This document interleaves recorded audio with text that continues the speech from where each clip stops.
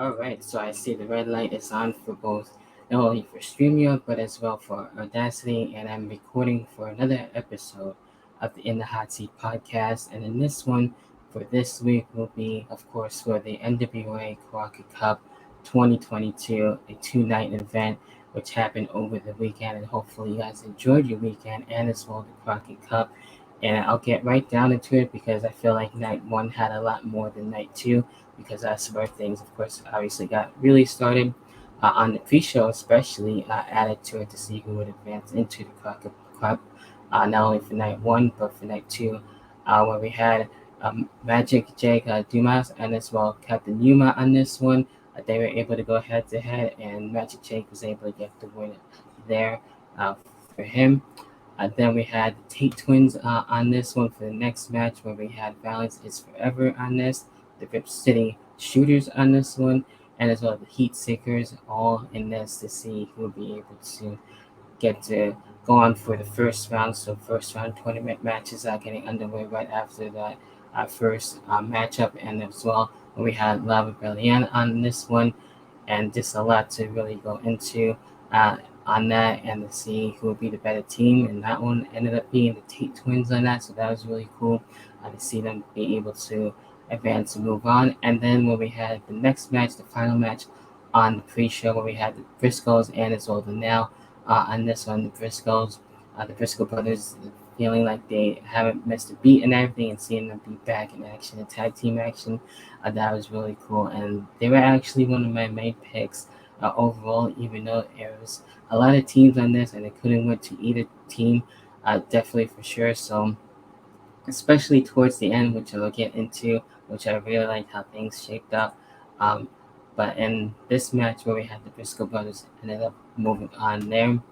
And then we had in the next one we had the end in action as well. Of course, Luke Hawks and as well PJ Hawks on this one, being able to do things as a following some tag team and be able to try and get the cup and everything. But they had their fair share of problems, especially with the end on this one. Of course, Luke Hawks being able to be taken out at one point and having PJ Hawks try and finish everything that he can, and he did actually with that. So that was basically a tough road, and hoping Luke Hawks was okay, and he was after a while. On that, moving on, we had the Cardonas on this one, taking on Mims and as well the Pope here. And with this one, I really wanted Mims and the Pope to actually get their advancement, but that didn't unfortunately happen. And the Cardonas actually getting the win there.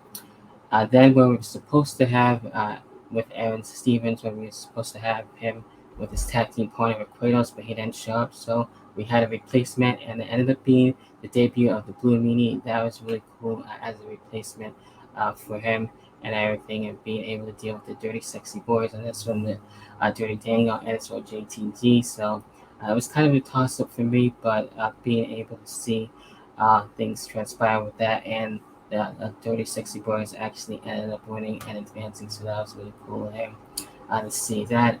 Then we're getting into the next one, we had Gold Rush in action and Stricken Business on this.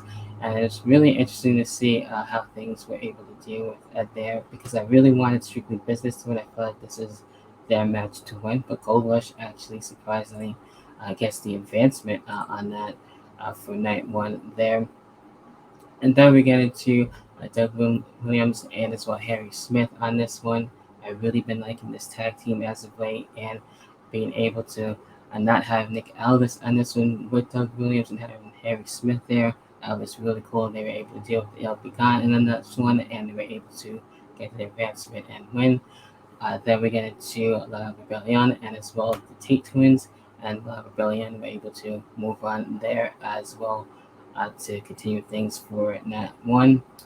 Then moving on to the next one, we had the Cardonas and this one, and dealing with the Fixers. The Cardonas actually were able to move on there as well. The Briscoes were able to be back in tag team action against the Dirty Sexy Boys, and another one that could have went really either way, but the Briscoes continuing to move on, which is really cool, and that made sense in there. Then after that, where we had La Rebellion in action again, and against PJ Hawks this time. Of course, Zed not able to be there. He tried everything that he could, but La Rebellion actually were able to get the win there. Into the next one, moving on, where we had Doug Williams and Harry Smith again, and dealing with Gold Rush, they were able to defeat them, which is cool. I really like that, and they were able to move on as much as they can and could for night one. So that's basically everything else for night one. It was a lot, especially going on into the pre-show where they had some advancement matches and everything. So that was really cool there.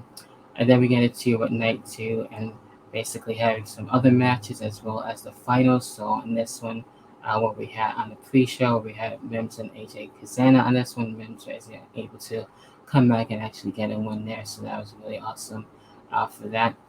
Then we had, of course, for the next match where we had Matt Taven and Mike Bennett and as well as Cyan on this one, dealing with Jake Dumas as well, and as well Jay Bradley and Wrecking Ball and Black G's as well. Jordan Clearwater on this one, and as well Marche Rocket and the Team War, which is an interesting matchup to say the very least on that and everything. And being able to have, I believe, a science team actually win, which is really good there. Can't go wrong with that. Then we had PJ Hawks and as well Alex Taylor on this one. PJ Hawks able to come back and actually get a win there. So a lot going for him as well for not only night one, but for night two, being able to come back there and as well get a win over Alex Taylor. And then we get into the main card, a lot more happening where we had the Briscoes being able to deal, of course, the Cardonas on this one, and they were able to move on and advance there, so that was cool. And same thing where we had Douglas Williams and as well Harry Smith dealing with La Rebellion on this one. Very interesting stuff there for sure. And Douglas Williams and Harry Smith are basically able to move on, which definitely made sense. And then we had the national championship on the line. We had Anthony Mayweather and Jack Stain. These two having their fair share of problems on this one. On that, definitely for sure. So, and that how it transpired basically. But first, it was basically not really for the championship, but then ended up being for the championship. And Jack Stain actually having his cash in there after the beatdown by Jack Stain to Anthony Mayweather on that, and then he was able to get the national championship. So that was crazy how that transpired. So hopefully things are okay for Anthony Mayweather. I'm sure things are far from over there for sure. And then we get into the NWA women's tag team titles. Of course, the Hex, Alex Kay and Molly Bell on this, and Kenzie Page and Ella Envy on this. And those two have been actually really enjoying as of late. I remember seeing them at WrestleCade, so hopefully we'll get to see more of them. I really like them as a team, and the Hex actually were able to retain. So that's cool there and keep the tag team titles and being able to remain champions. Then we get into the vacant and new junior heavyweight championship in the Fatal Four. We had Homicide, Austin Aries, Colby Carino, Darius Lockhart, all in this one, and to see who will be able to get the new championship there, which I was actually looking really cool on this one. And on his birthday, we had Homicide actually getting the junior heavyweight championship, so we'll see who will be able to face him. I'm sure the people that I did face will be able to want to get another shot at the junior heavyweight championship, so I can see that definitely for sure.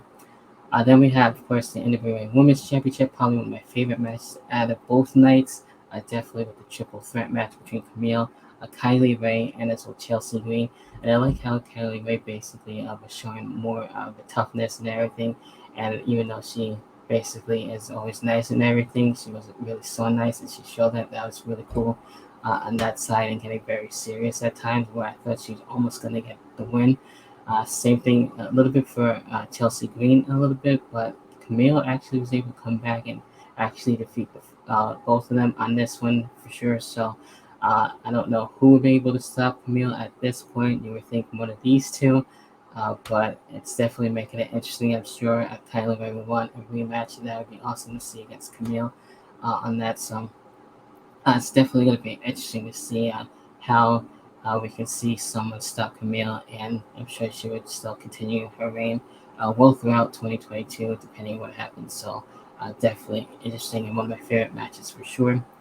Then we had Tyrus and Rodney Mack for the NWA TV title on the line, and I really wanted Rodney Mack to win, but we had Tyrus overall coming back. He was able to keep the title and everything, which I guess is fair enough. So we'll see what happens with Rodney Mack too and Tyrus if they continue things or not. And then we get into the co-main event, which I thought would have been more making more sense as the main event for the Crockett Cup tournament in the finals. Jay Briscoe and Mark Briscoe, the Briscoe brothers, and as well Doug Williams and Harry Smith. They couldn't went to either one of those teams, and I would have been happy.